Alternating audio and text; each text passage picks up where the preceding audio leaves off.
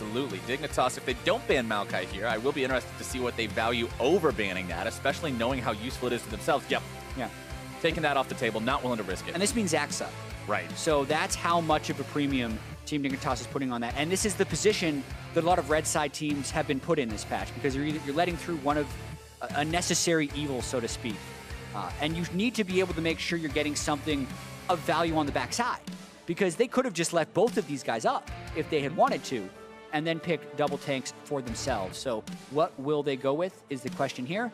Cho'Gath went unpicked last game, but is also real strong. Big old Cho'Gath. So much damage potential. Watching a 10,000 HP monster stomp around the rift and then munch somebody for 2K.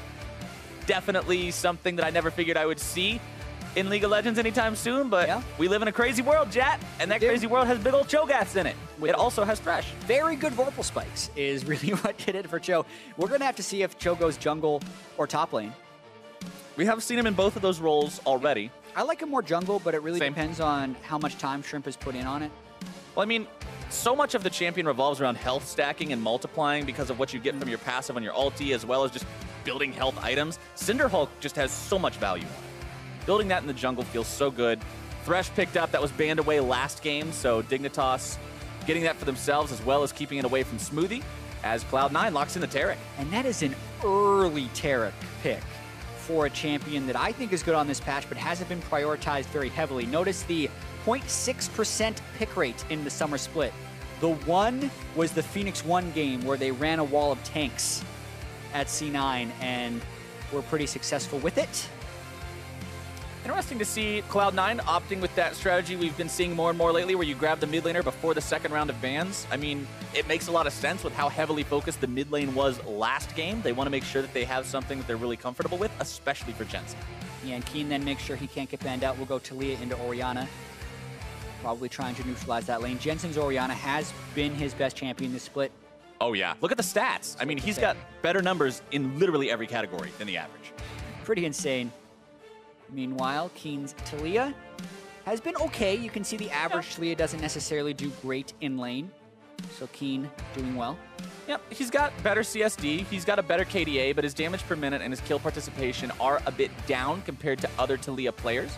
Jarvan banned away by Dignitas as we head into phase 2 here, trying to limit some of that multi-initiation potential that Cloud9 may want to draft. They've already got Zac, who is a huge tool for getting into the fights. So they want to make sure they don't get to pair the Jarvan along with that Sivir banned out by Cloud9. Yeah, and Team Dignitas always has the option of throwing Cho'Gath up into top lane.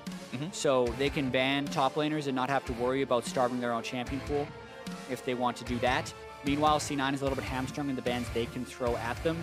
They may end up banning Janna as well, because that can be a great disengage for Zac or even Taric. And it's something Adrian has played, but a lot of different things C9 can do with this last ban. Well, Dignitas does already have Thresh, so Janna probably not that big of a thing. You're right. I lose track of that sometimes. Yeah, he's a big green monster. It's because he's a big green monster, and you see him with a smite thing next to his name, so you're thinking, oh, they drafted a jungler, no big deal. I do that all the time. Yeah, Twitch I just try to hide it. Twitch chat never does that. They are always free to point out the mistakes, which is the good thing. Yeah, they're probably laughing at us for our silly bronze level mistakes right now, but Tristana banned away by Cloud9 as they want to pinch that AD carry pool a bit. Dignitas picking up the Graves here does indicate that Cho'Gath is heading towards the top lane. Yeah, and it's similar to what Team Dignitas did yesterday, where they did Graves jungle with Maokai in the top lane, so huge tank top, and then trying to get more damage out of the jungle. We've even seen Blade of the Ruin King Graves to try and shred through tanks, but we don't know if C9 is going with tanks yet, and we also don't have reliable CC on Team Dignitas' side. Much different type of CC that Cho'Gath brings than a Maokai would bring, so not the same level of setup to line up that Graves damage. No point and click, no massive screen covering AoE with the Maokai ulti. Cloud9 will go ahead, draft the Varus for themselves, so adding some more CC to this team. The Chains of Corruption. One left to pick, though. They've still got to find themselves a top laner in here. Something that can deal with that Cho'Gath. Yeah, that Camille and Jarvan were banned away, things that somebody doesn't want to play against. They can, with reasonable certainty, know they're playing against it here. Shen hasn't been that good into tanks. No. But it would increase their kind of all-in dive potential if they're going in with the Zac, and it's something Impact has really experienced on. The one thing you've also got to be concerned about against Cho'Gath is Shen. He has two different ways on basic spells to stop your ultimate from going through. So you really have to be completely away from him when you channel that, since Feral Scream and Rupture both do the job of interrupting it. Ooh.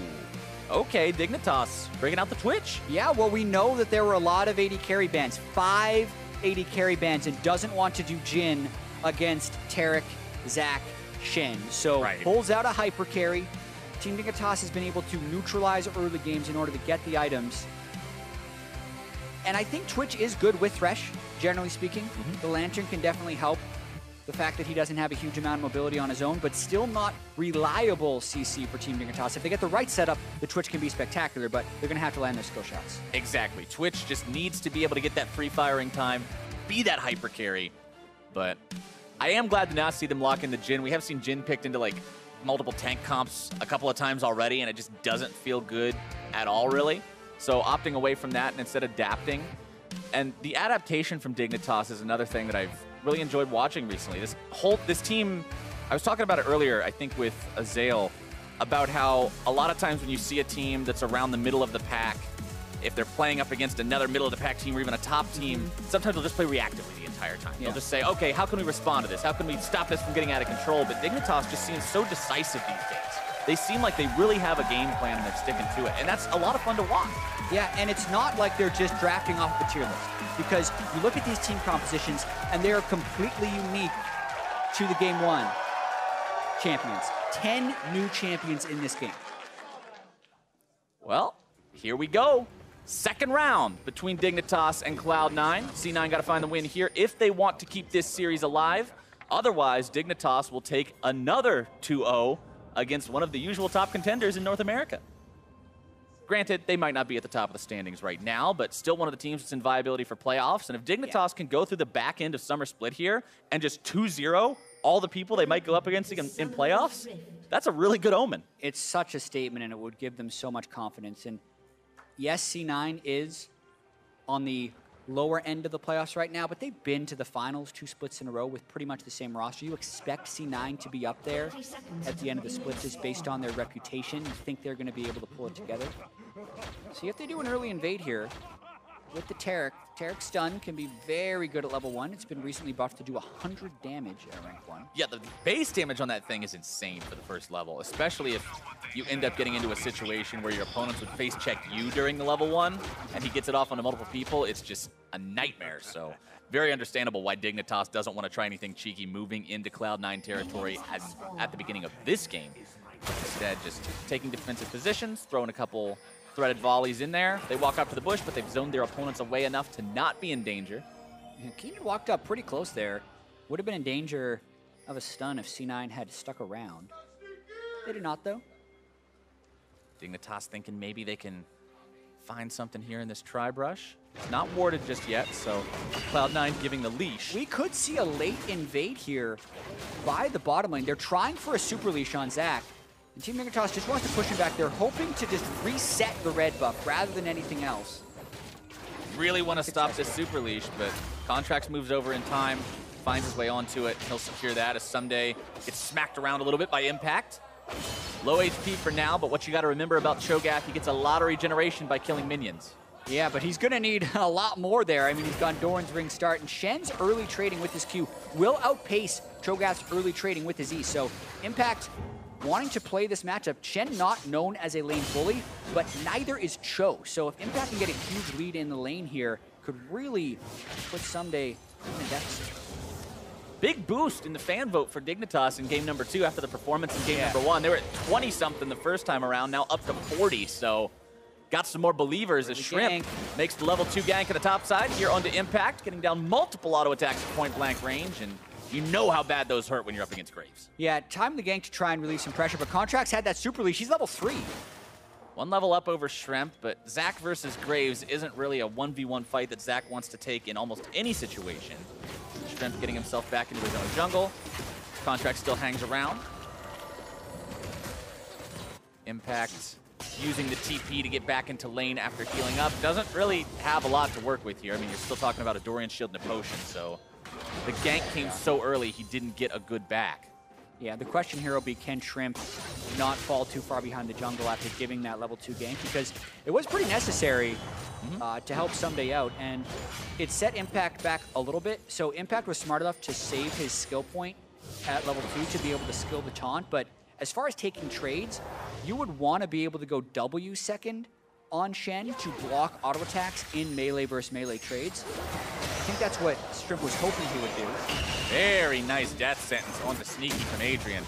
As Contractz, again, shows up into the top side. Taking the gank onto Ssumday, who flashes away from it, but Stretching Strike will still find the mark. As the taunt comes in from Impact, and Ssumday is not long for this world. First blood over to Cloud9. Oh, Zach, don't even have to land the E to get that Q onto the opponent. Ssumday flashed early. That meant the rest of the CC could line up, and both Impact and Contractz save flash, so they can do that again. And let's not forget, you don't normally have to land Q either. Just throw it at a minion, then right-click the guy. Right there, forces the flash early, but he still hits the Q, smacks him into a minion, taunt through. And with no Graves there, it is just Ssumday falling. He does have teleport though, so the return gank is what would really set him back in that lane. Currently, it's just a kill for Contractz. Adrian with a very nice dodge on that stun, sidestepping both as another death sentence finds its way onto Sneaky, who's forced to blow both summoner spells to escape certain death as the roam comes in from Keane. Yeah, and Smoothie's exhaust. Adrian just weaving through exactly the areas he needs to, but Contractz looking to take this lane over. Remember, there is taunt flash available if they want to go for Ssumday here. Oh, the camp is strong with this one. He makes another return trip. Ssumday knocked up into the air, tries to pop the rupture to get himself away, but help is not coming anytime soon. Contractz picking up yet another successful gank for himself. And Shrimp trying to do everything he can on the other side of the map, but that top lane is just going very awry. One of the reasons I like Cho in the jungle, because there you see the early laning phase can be exploited a little bit. You don't expect it to happen with the Shen, so having Impact and Contractz snowball off the top side, not something Team Dignitas was expecting. Definitely not, and with that Shen getting bigger and stronger, he'll be able to itemize that much more effectively against these heavy auto attackers or the strong mages on the side of Dignitas. However he wants to do this, he'll be in a good spot to be strong in this mid game and have really impactful ultimates. Yeah, already Bomby Cinder completed for Contractz, so he's not going to slow down anytime soon. Honestly, the changes to Cinderhulk, one reason why we're seeing a lot of these tank junglers, again, just because the item dropping 200 gold from the price point makes it just so much easier to not have to go out of your way and have a bad back time. You can go back at a natural back timing, still pick it up, keep farming, keep being effective. Exactly, because you look at Shrimp, who's gone for an early longsword, and that's what used to outpace the warrior junglers more so than the tank junglers, is they can always be building damage and increasing their clear on the way to their items, and tank junglers couldn't do the same. Contractz is already level 6! Ooh, the nicely timed play, though, as the shockwave finds its way onto Keane. Adrian is just mechanically on it in game 2. Yeah, he has been pulling off a lot of plays. Getting that flay back, very key to not allow Contractz to chain with his Zap ultimate. Keane also just absorbing that shockwave from Jensen. Again, from Contractz, so much pressure from this guy in this game. Manages to slap Keane backwards onto the minions, forces out the flash from him, and Contractz is phenomenal from the jungle this game. Yeah, he's taking over this game. Can casually go take his Raptors in red, get closer and closer to level 7, but he's out-leveling the game and also has been incredibly active with his ganks. I mean, he's higher leveled. He's had more ganks. Shrimp's just being completely outdone in every respect from the jungle this time around, which is very unfortunate because on a champion like Graves, you want to be able to try to carry. Yeah, one of those questions was how can Shrimp recover from the early level 2 gank? Those things are very costly as a jungler if they don't get you a kill. It's very annoying to the enemy top laner who thinks, oh my god, this guy's camping me, but you lose a lot. Shrimp's jungle was pushed behind that bot time for Contractz to gank, knowing Shrimp would probably be hard farming for a while, because when you early gank, you leave a lot of your jungle up and need to spend the time later to farm. He's also been able to get the flash out of Keane, so he wants to come back. And he's got so many avenues and paths from which to do that. Remember, just the fact that he is Zach presents so many new opportunities for him like this. Jumping out from the Wraith Pit, potentially, but having to cancel it out, not knowing really where Keane's at, means he can't do that with any reasonable amount of certainty.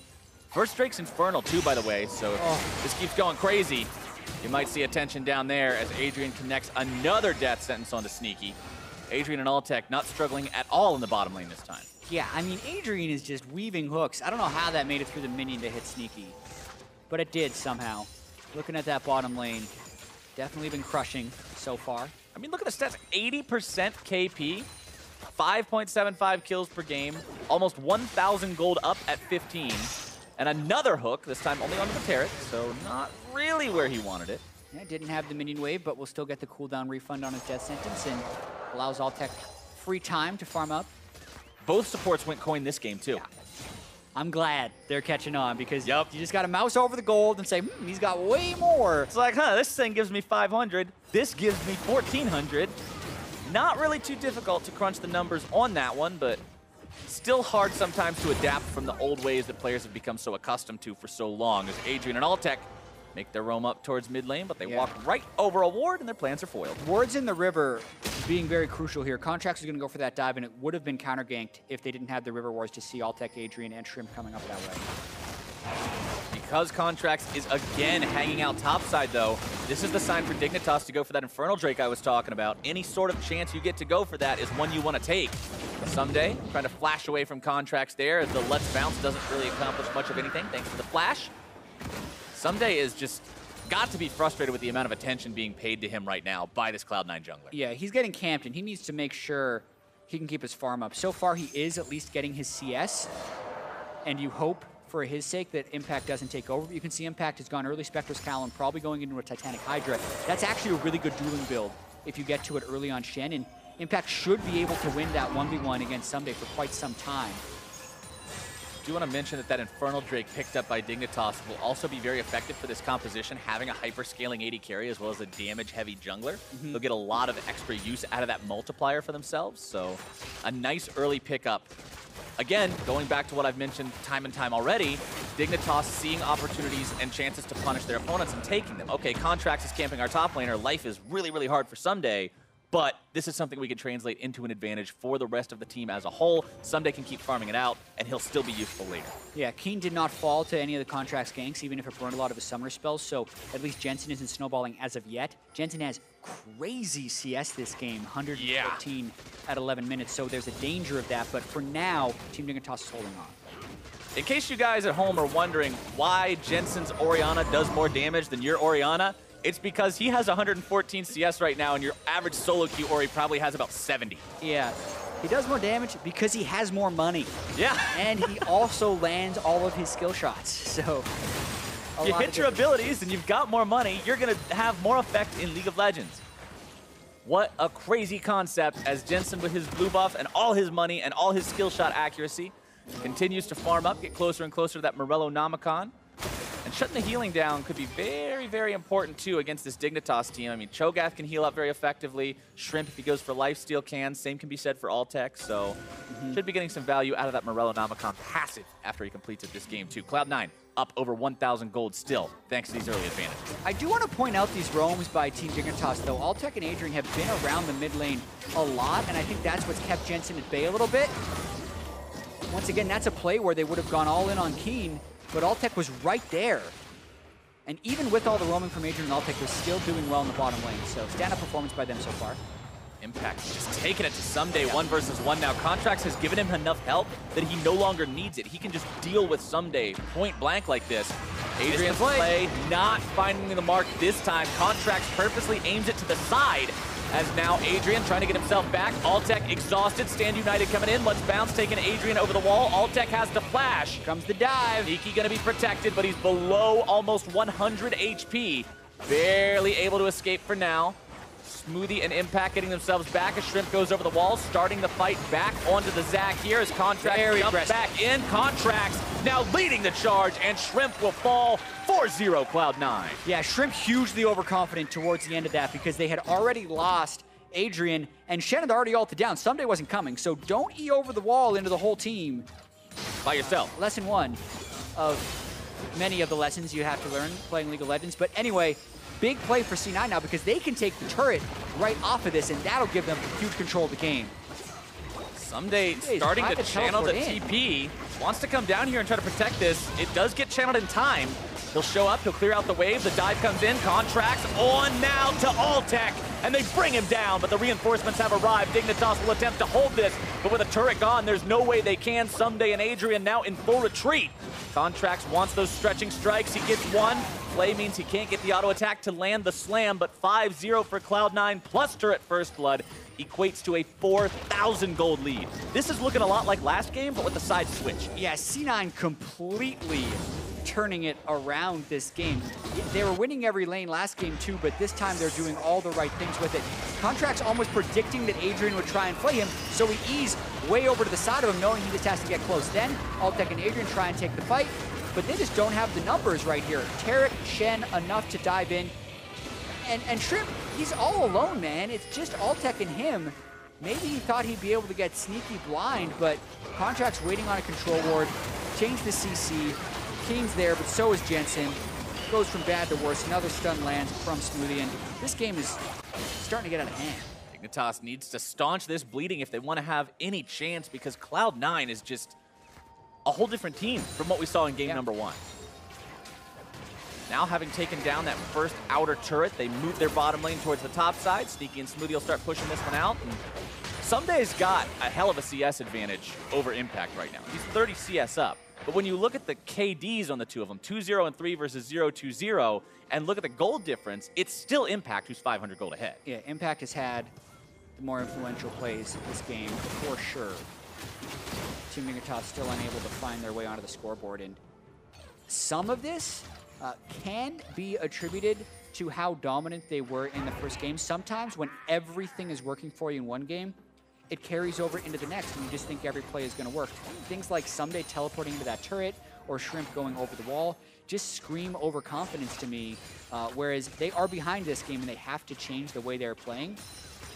C9 has changed the way they're playing. They were actually a little bit more controlled in the early game than they were in game 1. You didn't see the same type of invades from Contractz, but just executing on their plays and now going around the map trying to take down the outer turrets and make this a quick victory. And Contractz didn't bother with that heavy invade style like you would see from the Keane. Instead, just going on the Zac, playing this constant ganking champion and being an effector of every single lane has done wonders for Cloud9, who have just adapted so well against Team Dignitas.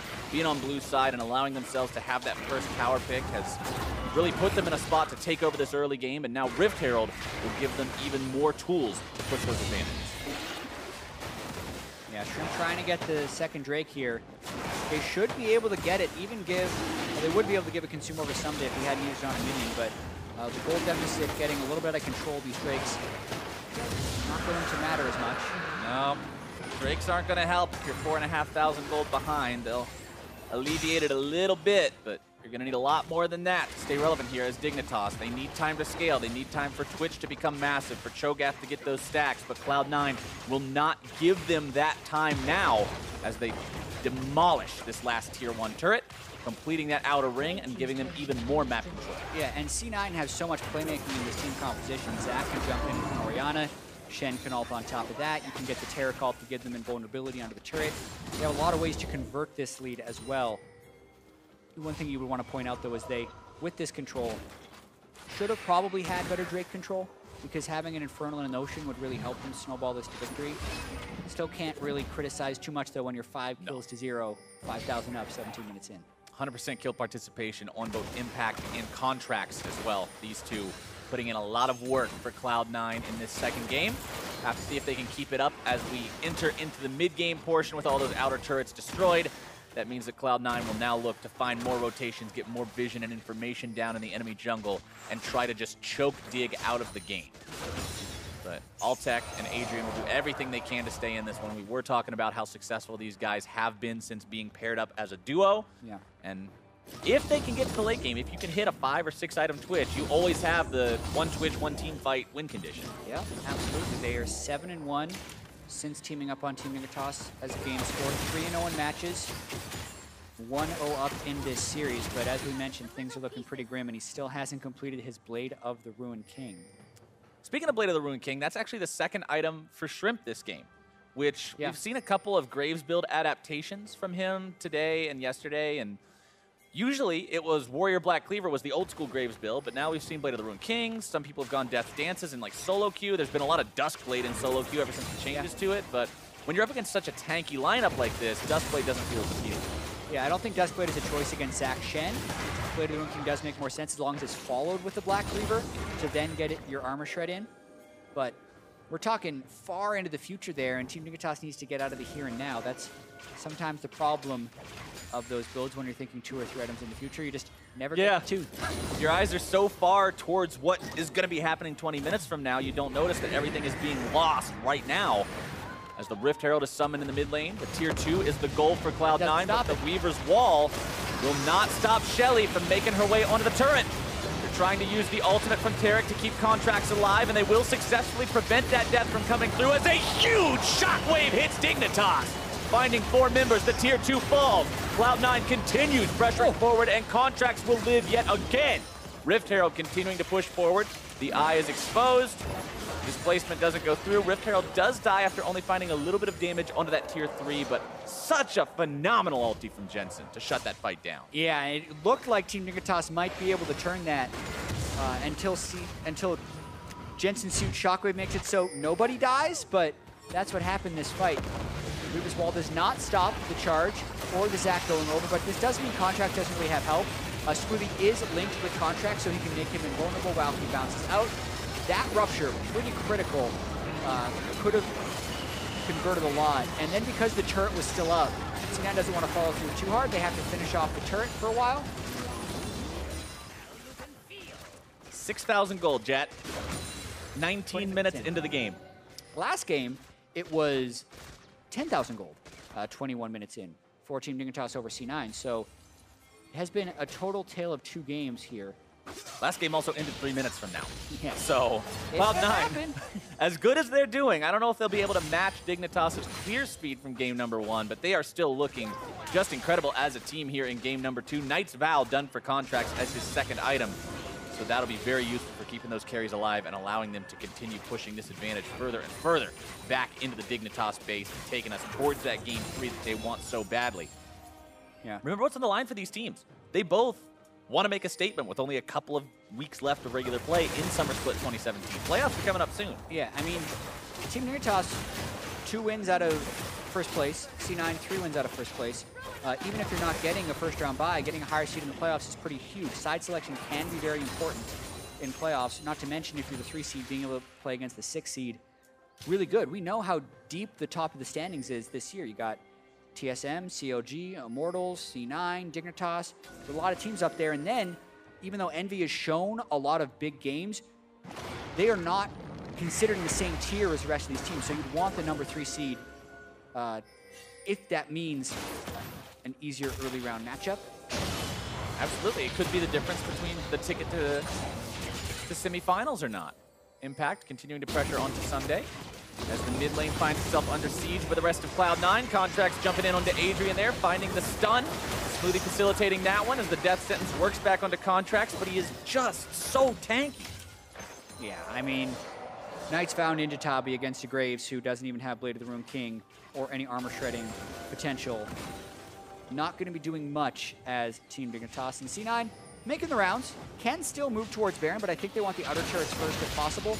Also knowing the Infernal Drake is up in a little bit and they haven't controlled the Drake that well so far, means they are fine to take their time. And this is another case of evidence of the same thing you were talking about last game, Jatt, where you said this patch and the tendency towards these heavy tanks, if a team gets really far ahead, they just become unkillable before you can stack all their penetration items and different damage types. And everything becomes so difficult in terms of stopping their momentum, and now Cloud9 will equalize the Infernal Drake.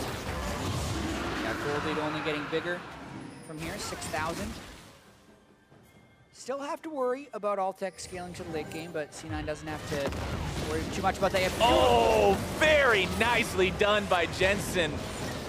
Still can't quite find the kill because Adrian's there with the save, but Death Sentence won't find the mark either. Adrian loses half his HP to a basic combo from Orianna. This is how big the ulti is right now as Keane gets himself jumped on. Shouldn't be any way out of this one. The stretching strikes come back. Keane somehow still keeping himself alive as the Taric ulti provides some safety for a moment. Jensen grabs the kill onto Adrian, and Cloud9 goes 1 for 0 there. Yeah, Ssumday even teleported in, had to back away immediately as Impact matched. Now C9 can try and force a 5v4 onto this Baron. They already have control wards and have forced a few recalls. Shrimp not really in a spot where he would want to try to steal it either. Cloud9 in such control with so much damage potential. Shrimp goes in even a second too early. They can just blow him up and shut down any steal opportunity that may be available for Dignitas. Altec wanting to push up, just try to create some kind of thing that Cloud9 has to answer, just buy some more time for Dig. But this is a one-item Twitch. Yeah, he's not very threatening yet, still farming up, and I'm a little surprised C9 didn't go for immediate Baron priority right there. They were a little bit low. Ooh, that would have been a kill. Oh yeah, would have. Jensen pretty strong here, and 1,900 gold in his pocket, ready to go shopping. But desynced recalls here by C9, and this is a minor annoyance because they are up by 5,000 or 6,000. But if everyone else is going to recall, you need to recall as well so that you don't delay your Baron setup by 20 seconds. Picks up an ADC large rod and is still walking back with 350 gold. So he's not using that wave that he picked up in the mid lane at all for this next push. It just seemed like he wanted to greed out a little bit, make sure he got all those minions. Yep. But stopping your team from getting that setup, again, it goes back to what we're talking about. You're looking at this guy, you're seeing the plays that he can make on the Orianna, catching Keane out as he rides that wall away, but then Cloud9 not playing completely as a cohesive unit. Contractz getting himself caught out a bit here. Taric stuns come in, protection coming through, the root down onto the enemy jungler, and Shrimp is already out of the picture. Ssumday grabbing the kill onto Sneaky with the feast. Altec drops though, and Cloud9 is in an awesome position to take this further. Impact making the flash taunt happen. Keane popping the cleanse to escape. Threaded volleys coming back as he kites backwards.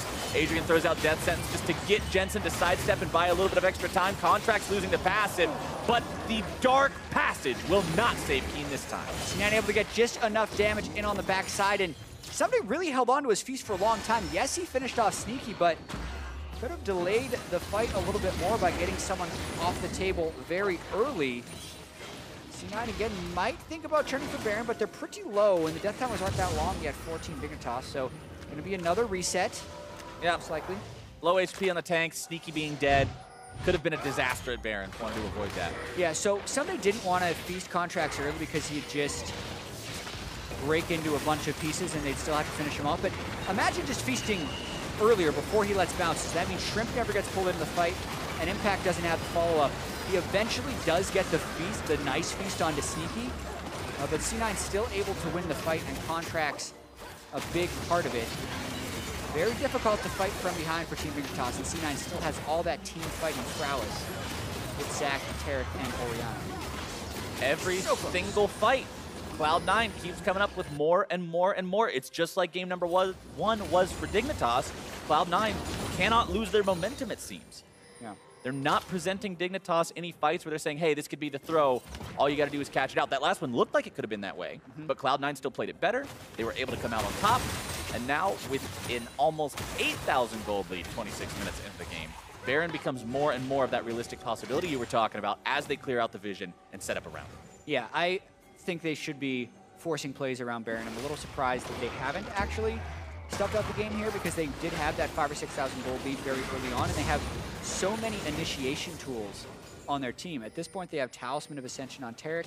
They still have Shen, Zac. They even have Varus, who can initiate with his ultimate. They have a lot of things that they should be fairly free to run towards Team Dignitas with. Not a huge criticism, though. They are still up 8,000 gold and 8 kills.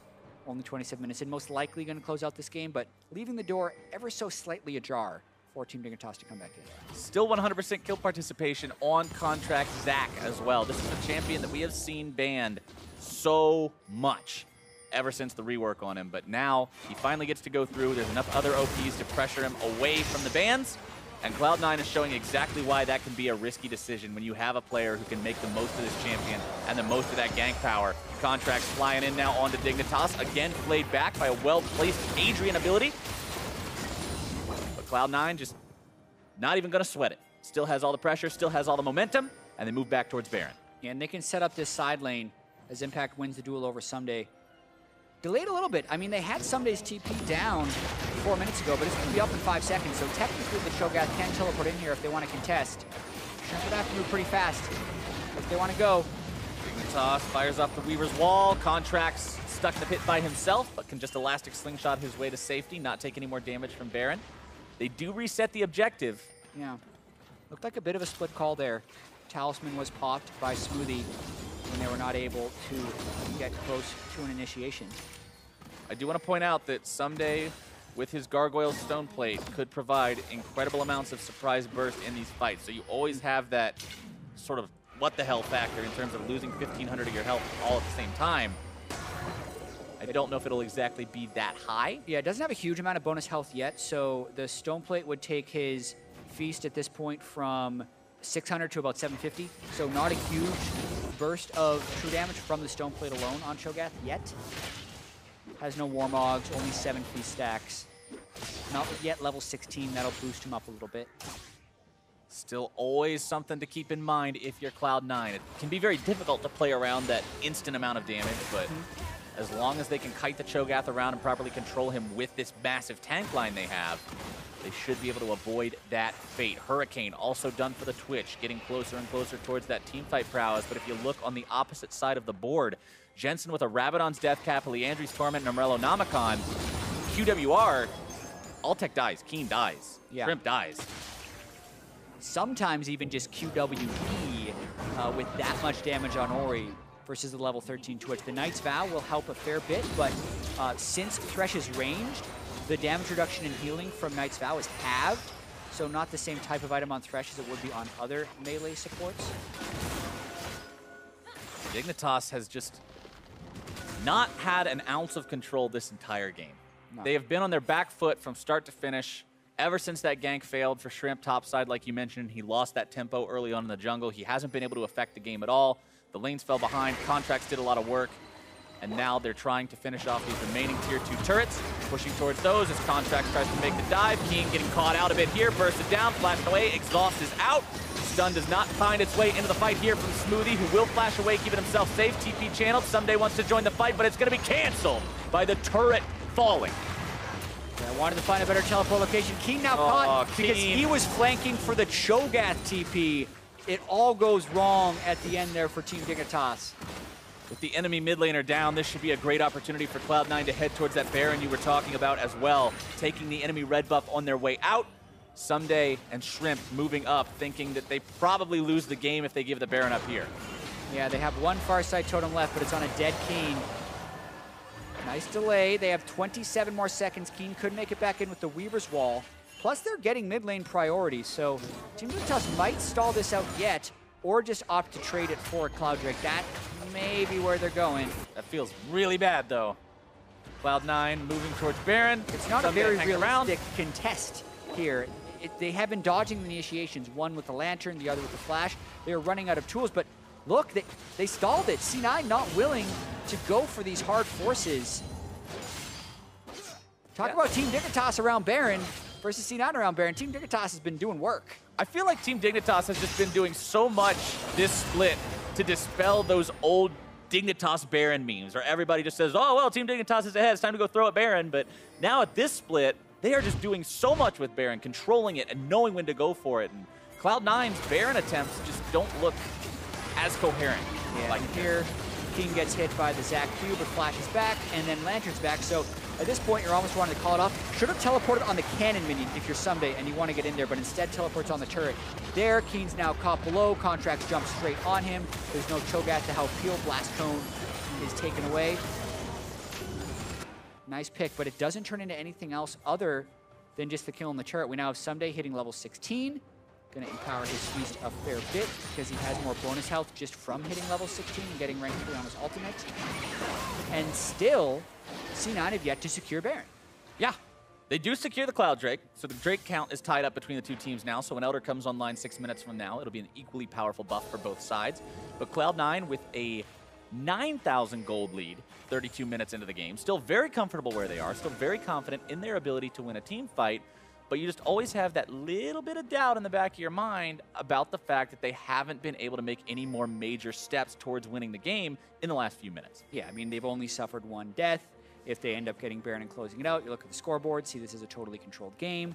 But for a team that has a bunch of standout players but hasn't necessarily been able to put a standout record in the standings, this is the type of thing they need to be able to do better. It's definitely the difference between a mid-tier team and a top-tier team is being able to make those macro calls, those team-wide movements. and say, look, we may only have a small window to accomplish this, but we should be able to get this objective. Altec now jumped on.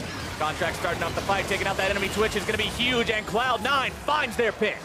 That might be the one to do it, trying to get mid-lane priority, but not in range for Adrian's Lantern. Lock down another pick for Contractz. And where does C9 go from here? Do they wait to peel back and set up Baron, or do they try and dive knowing Twitch is dead and they have a bunch of tanks? Trying to set up the move onto the mid lane tier 3. Contractz stoning away the rest of Dignitas, taken down low. Taric ultimate comes in. Cosmic Radiance will protect these guys as they lay the pain onto the inhibitor. Backing themselves up, but still auto-attacking on their way out. Hook only finds its way onto the minion. Adrian now brought down by the dominating impact as the shockwave finds its way onto Shrimp and burns him out as well. Cloud9 pushing into the base, Baron or not. Weaver's Wall will hold the line here for a moment, but the taunt comes through onto Keane. The cleanse used instantly. Jensen moving through to the side there as the Weaver's Wall does not fully go to the edge of the map. And Cloud9 continues pressing towards the Nexus itself, only now backing away. Yeah, no Nexus turrets. They get the inhibitor and a bunch of kills, extending their lead to 12,000 gold.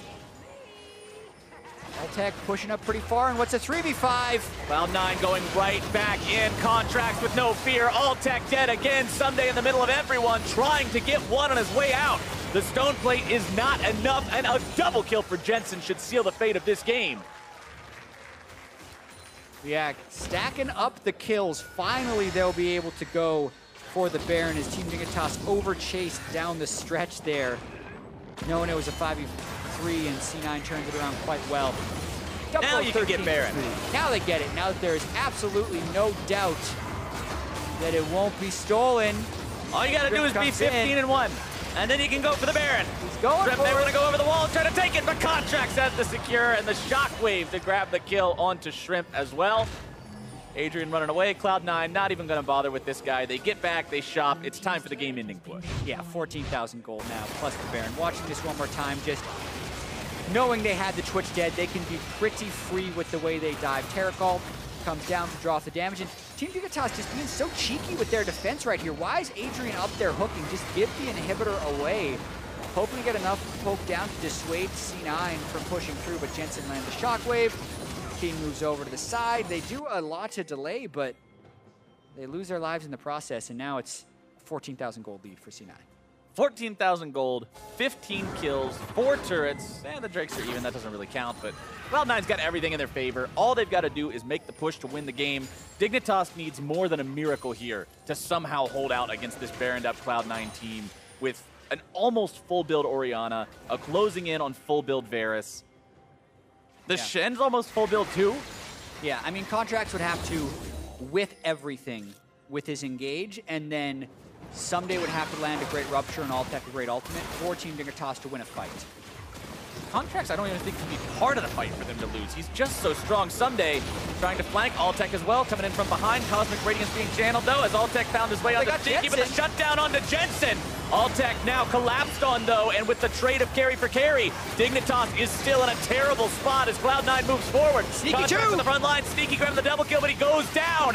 Cloud9 has lost their damage dealers, and Dignitas may yet be able to win this fight. Contractz comes back in, knocked up into the air. Impact taken low. Contractz' blobs trying to reform. Impact wants to protect them, but Keane grabs the kill. And just as we say, there's no way for Dig to win a fight. Dig wins a fight. Altec got behind the Weaver's Wall. That flank around any of control wards that would see him, put him in such a good position, and they kill Jensen before he can shockwave. Look at Altec's path here, just being a sneaky little rat back here. Ssumday then gets Contractz initiation, but he's got a stone plate, so he's fine. Jensen's caught in a silence. They just feast him down. And then before Altec dies, he takes Sneaky to 20% health. So at this point, Keane just has to weave through a few threaded volleys. A Rupture hits him. They get him down. And then it's just a Titanic Shen and a bunch of tanks trying to deal with the rest of the fight. So Keane able to maneuver around and flash away to make it a 3-for-2 fight for Team Dignitas. And that removes Baron on 3. It means no extra inhibitors are opened up during the Baron power play. And it keeps Team Dignitas in the game. That is the other side of the coin. when you draft these huge tank line compositions that can snowball the game if they get ahead early, if you do lose the 1 or 2 damage sources on the team, everybody else just kind of derps around and says, well, we can't die, but what do we do? Oh, Shrimp may be in some and trouble. Adrian are in a fair bit of trouble. The teleport is canceled. You Impact better run, Grave. from the other side. Impact top side in a 1 versus 3 as Altec and Keane and Ssumday will find the damage onto him. They'll trade Shrimp away for it, though. Another shutdown goes the way of Ssumday, who gets his num in there and gets another stack for the Cho'Gath ulti. Yeah, Dig going for the Elder here. Looks pretty uncontestable with Shrimp being down. This will be 2.5 minutes for C9 to try and play around it. Altec is trying to be, or sorry, Adrian is trying to be cheeky on Thresh. Stealing away those Krugs. Is he really stealing the Krugs? Like, no, he wants just, to recall, but the Krugs are stopping him now. Harassed by them. Yeah, and now he's going to get spotted by a ward on his way back. He just doesn't want to get seen during his recall. Baron power play, negative 637 gold. We harassed Cloud9 for not taking Baron for so long, but they knew that that's all they'd get out of it. Yeah. So that's why they didn't want to take it. Baron was a trap. This could be big, though. Keane jumped on here by Contractz. As the death sentence comes in, Altec opens up. But Cloud9 has already taken down the tier 3 turret with that Elder Drake buff. This is a very scary prospect fighting these guys. Wants it. The tanks do damage with this buff alive. Cosmic Radiance is out. Dignitas loses 2. And Cloud9 going for the game win here. Ssumday and Keane have to hold this. Altec coming around from the side. But it's a very tall order to somehow withstand this assault. Ssumday tanks as long as he can with the stone plate. Altec opening up in the back. Taunted up. Brought down. Cloud9 goes for their win. They take down the Nexus turrets. They stop Dignitas into the ground in the same way they were stopped in game number 1. Another shockwave to close this game out, and we are headed into game 3. Yeah, just a perfect Zac engage by Contractz down the stretch. And he started off C9 with the big lead, and he's the one that ended up closing it out. He found the initiations down the stretch. 2-1-17 on that first pick, Zac. Contractz showing up to force a game 3. I would be incredibly surprised if Dignitas allowed this champion through in game number 3 after seeing what Contractz could accomplish on it. There was just a night and day difference between game 1 and 2. The Keane strategy didn't work, but the Zac strategy was done to perfection. Yeah, and that'll be the question as well, because Team Dignitas is going to swap back to blue side. And if Zac is up, you're not seeing that go back to C9. It'll be a question of how many other things do they leave up to then try and pick themselves, because we have seen the first picks in both games 1 and 2 have huge effectiveness. Maokai top lane in game 1 for Team Dignitas in their 23-minute win, and now Zac for Contractz in, albeit longer 39-minute win, but still very decisive in the 22-5 kill score and the giant gold lead. Excited to see a game 3. I mean, this is a great day of games. We know C9 and Dignitas are both striving to be one of those top teams. Dignitas has been so hot lately, and finally cooled off a little bit by the C9 game. Well, to hear more about how Cloud9 tied up the series, let's send it over to the Analyst Dojo.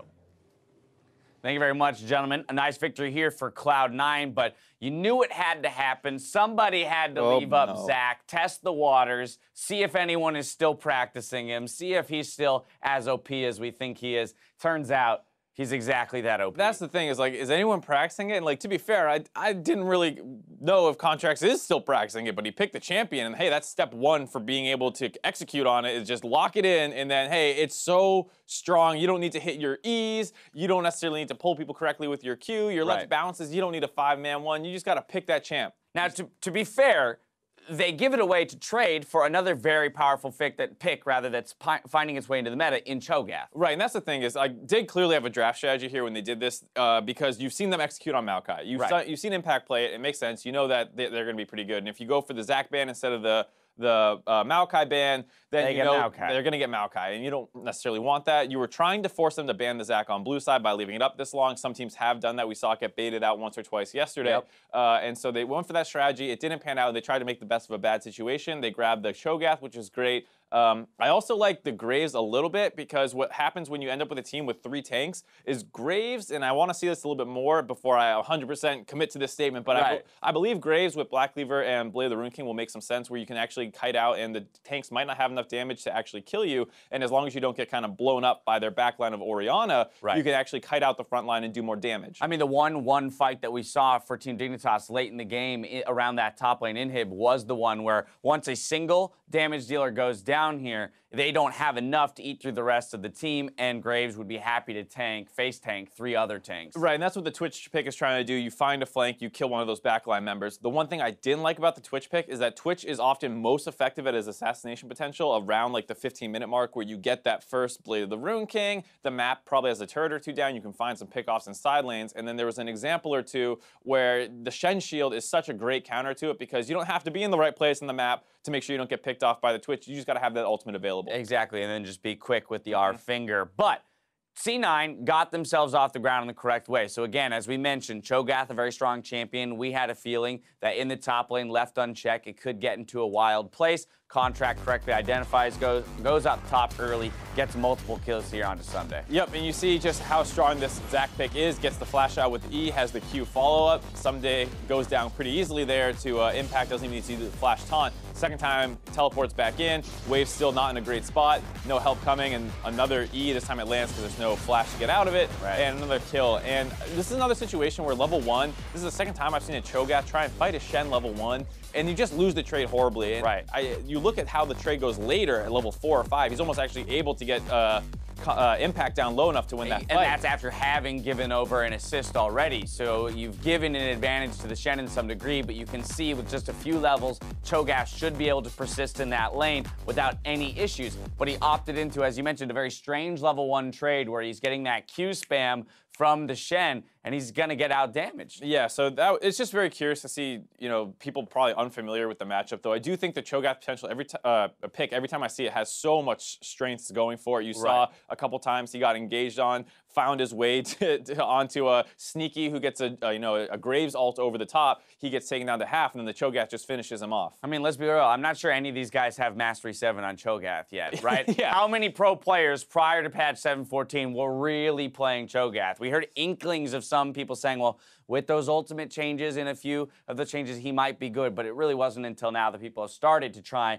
and figure out how to utilize this kit to the greatest effect. Right, and I think that's the big thing is, like, we'll see this pick become more prevalent as time goes on. Like you said, of the champions that are maybe OP right now and people are looking at, Cho'Gath's probably one that people have the least experience on recently. Right, I want to take a look at one other fight. This one only 12 minutes into the game for what was a 40-minute game. It just once again shows that power of the Zac. Doesn't even land the E here, but forces out the flash because you simply can't be around him that long. He will drag you back into his team. And then here you see the power of the Shen come in, because Sneaky gets down super low there. It looks like he probably would have died if that Shen ultimate did not come in. There was an exhaust on Altec as well, but he timed it well, so the expansion comes in after that. The Graves ult came in, but there was just that little extra shield that kept him alive. That's the first kill here, and then they just get a little bit too aggressive. Shrimp goes over the wall, gets collapsed on. Just a bit of a mistake by him, and from there you see in the gold graph, it's just basically off to the races for C9. Up until around the 25-minute mark, where it just levels out, and it felt like they were not nearly aggressive enough around there. That would be the one concerning thing, is you give Dignitas this lead here at the 25-minute mark, and they just start the Baron, finish it in your face. Cloud9, a lot more tentative around that, even giving over a couple small skirmishes and elongating that game to a point where there was some concern around, hey, Dignitas finds the right fight, and they could bring it back. That's the scary thing. And of course, you are against a Cho'Gath, so you can't necessarily get it down to smite range and just go 50-50 with him, of course. But you can force him to walk up to you. If he loses his flash, then you can probably just force it down. If he doesn't have his flash up, or he does have his flash up, go over and try and kill him. Situations like that they could get into. And there was a sketchy team fight or two, but the gold lead was so large at this point, didn't feel like Dignitas was really going to get back. My other concern for Cloud9 then going into Game 3 would be the fact that moving back to the red side, they're not going to get handed a Zac pick like they were this time around, something that powerful that they can rest on to carry them through the game. And when they already had and showcased that difficulty in closing out the game with strong picks, I wonder how they'll be able to do the exact same thing in Game 3 if they do find themselves with a lead. It's a huge concern as well, because there were so many AD carry bans, and that's one of the things that have been a really strong point for Dignitas as well, was the fact that Altec and Adrian were going off almost every single game. They still had a decent game, all things considered, on Twitch and Thresh. Adrian had some monster hooks in the early game. They were, for the most part, winning that laning phase before mid and top and jungle kind of spilled over into their lane. So you look at a couple of these factors and you say, okay, you don't get this great jungler, you don't necessarily put him on like his 5th best champion in Twitch, and then all of a sudden you have a really tough time in Game 3. Two teams really close in the standings going to Game 3 here. Meet us back here in a few minutes to see if Team Dignitas or Cloud9 can end their weekend with a win. We'll see you soon.